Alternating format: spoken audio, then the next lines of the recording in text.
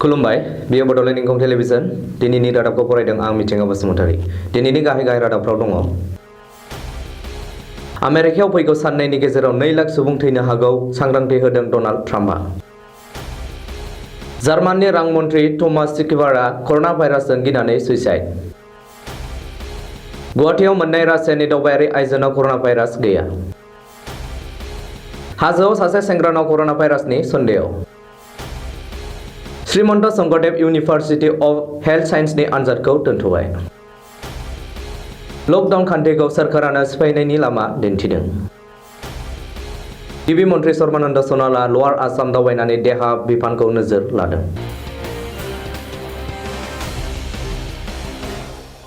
दानिया आबुं रादाब कर'ना भाइरासजों साग्लोबजानानै फैगौ सप्तायाव आमेरिकायाव 2 लाख सुबुं थैनो हागौ बे बाथ्राखौ बुंनानै ससियेल डिस्टेन्स सुबुं थुबुर जानाय खाथि थानायखौ फालिनो सांग्रांथि होदों आमेरिकानि हादोरगिरि डनाल्ड ट्राम्पआ मख'थावदि आमेरिकायाव 20 जानुवारियाव कर'ना भाइरास सन्देरजानाय बेरामि मोनजेननानै दिनैसिम सा 1,43,000 सुबुङा सन्देरजाबाय आरो 2,500 सुबुङा जिउ खोमानांबाय national institute of allergy and infection डिजिजनि डाइरेक्टर डक्टर एन्टनी फौचिआबो बुंदों दि साननैसोनि गेजेराव आमेरिकायाव कर'ना भाइरास सन्देरजानाया 2 गुन जागोन आरो लाख सुबुङा थैनांगोन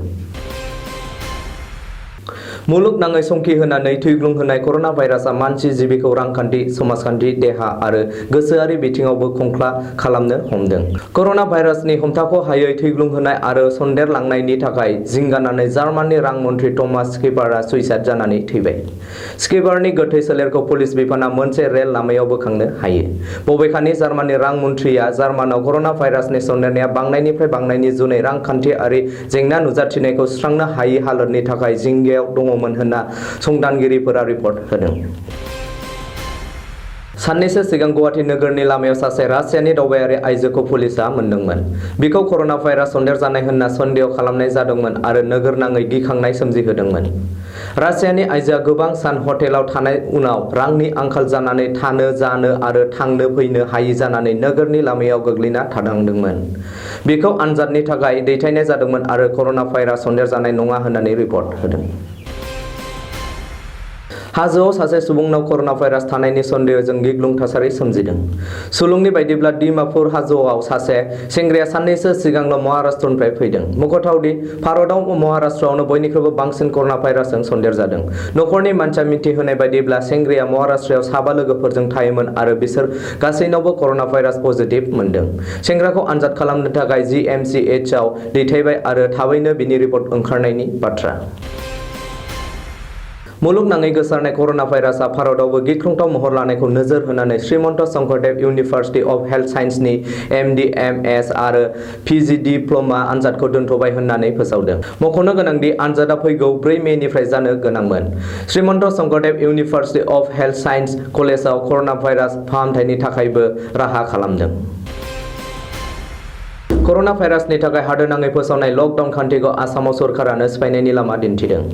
बेनि बिदिन्थिया दिनै दिसपुराव जायो सुलुंनि बायदिब्ला दिनै दिसपुराव माइरं आरो बायदिसिना जाग्रा मुवा रानगोन होननानै लोब सुबुं थुबुर जायो बबेखानि माइरं आरो जाग्रा मुवाफोरखौ दिनै मुजिरा मावनानै जाग्रा गोरिब गुन्द्राफोरनोल' रानदोंमोन मख'थावदि लकडाउननि खान्थि बायदियै मोनसे जायगायाव सुबुं थुबुर जानो मोना नाथाय सोरखारा जाग्रा बेसाद राननानै सुबुं थुबुर खालामनानै लकडाउननि खान्थिखौ सिफायनो खाबु होनायखौ नोजोरथावना गोग्लैदों आसामनि गिबि मन्थ्रि सर्बानन्द सनालआ दिनै लवार आसाम दावबायनानै देहा बिफानखौ नोजोर लायो गिबि मन्थ्रिया बङाइगाव सिभिल हस्पिटालाव नुजाथिफैयो आरो फाहामथायनि थाखाय माखासे गोनांथि मुवा बेसाद मुलि मालामफोरनि गुदि खिथा लायो बेनि अनगायैबो गिबि मन्थ्रिया गवालपारायाव थांनानै आसाम मावफारिफोरखौ लोगो हमो आरो देहा बिफाननि सायाव गोनांथि आरो खाबुफोरनि सायाव नोजोर होयो दिनैनि रादाबा एसेनोसै गोजोन्थों